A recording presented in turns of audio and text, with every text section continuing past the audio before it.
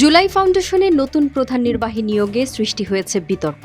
শহীদ পরিবারের কাউকে সিইও করার দাবি জানালেন শহীদ ইয়ামিনের বাবা। নতুন নিয়োগ মানেন না বলে প্রতিবাদ জানান তিনি। রাষ্ট্রীয় অতিথি ভবন যমুনায় ৮ মে জুলাই স্মৃতি ফাউন্ডেশনের বোর্ড সভা অনুষ্ঠিত হয়। সভায় লেফটেন্যান্ট কর্নেল আকবর কামালকে নতুন সিইও হিসেবে নিয়োগ দেয়া হয়। সভা শেষে সংবাদ সম্মেলন করে তথ্যটি নিশ্চিত করা হয়েছে।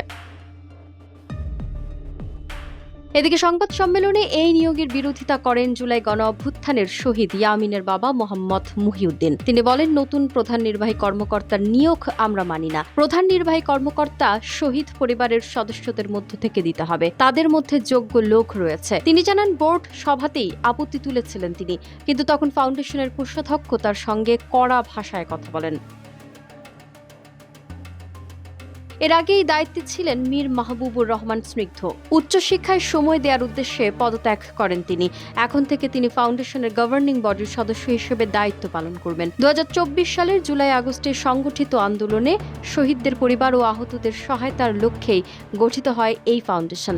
মানবিক সহায়তা, কর্মসংস্থান, চিকিৎসা এবং শিক্ষা, এই ৪টি স্তম্ভে দাঁড় করানো হয়েছে ফাউন্ডেশনের লক্ষ্য ও কাজের ক্ষেত্র।